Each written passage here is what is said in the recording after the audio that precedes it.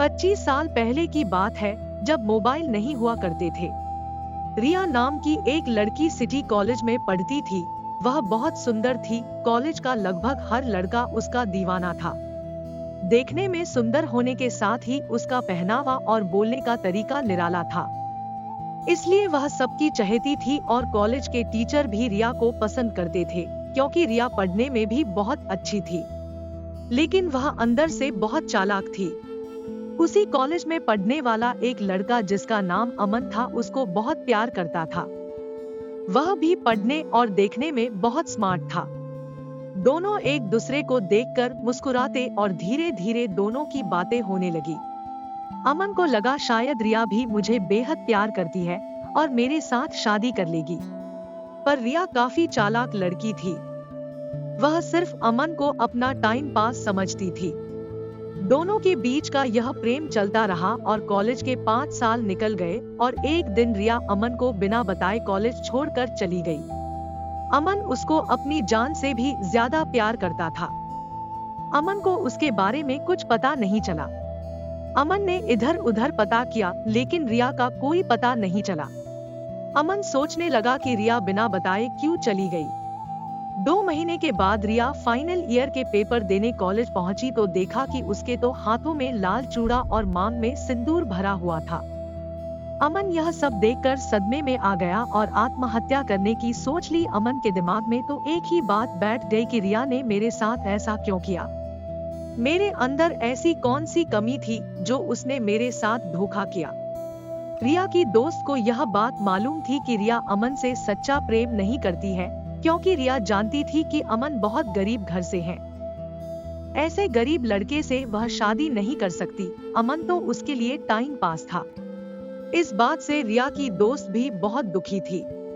अमन को इस बुरे हालात से निकालने के लिए अमन की बहन ने अपने भाई को बहुत मुश्किल से संभाला और एक लड़की देखकर अमन की शादी करवा दी, ताकि वह रिया को भूल जाए और अपनी नई जिंदगी शुरू करे। इस घटना को 20 साल बीत गए। रिया की एक लड़की थी जिसका नाम सारा था। अब सारा भी कॉलेज जाने लगी थी। सारा जिस कॉलेज में पढ़ती थी, उसी कॉलेज के लड़के जतीन से सारा को प्यार हो गया और सारा की जिद थी कि शादी करूंगी तो जतीन से ही करूंगी, वरना सारी जिंदगी कुंवारी बैठी रहूंगी।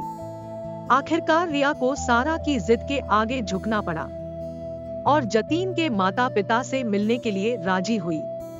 जब रिया जतीन के पिता से मिली तो उसके पैरों तले से जमीन खिसक गई, क्योंकि जतीन अमन का ही बेटा था, जिसको छोड़कर 20 साल पहले रिया ने किसी और से शादी कर ली थी। रिया को एकदम से सदमा लगा कि यह आज क्या देखने को मिला है, जो मुझे कभी याद भी नहीं था। वह मेरी आंखों के सामने खड़ा है और मेरी बेटी का ससुर बनेगा, क्योंकि सारा की जिद थी कि अगर शादी करेगी तो जतीन से ही करेगी, भले ही जतीन गरीब ही क्यों ना हो। रिया यह सोचने को मजबूर थी कि भगवान ने यह मेरे साथ क्या किया।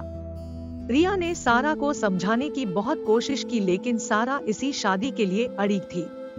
रिया ने बहुत समझाया कि तू गरीबी में नहीं रह सकेगी। यह रिया के लिए अमन को धोखा देने की सजा ही थी जो भगवान ने उसे दी है। अब रिया को वह सब कुछ देखने को मिला जो कभी उसने ठुकराया था। रिया सोचने पर मजबूर थी कि बेटी ने मेरे मुंह पर तमाचा मारा या भगवान ने। रिया को अब इस बात का पछतावा था कि अगर अमन को मैं धोखा ना देती तो शायद भगवान मुझे ऐसी औलाद ना देता। इसलिए जो भी करो सोच समझ कर करो। भगवान हमारे कर्मों का लेखा रखता है और हमें ब्याज सहित वापस भी दे देता है।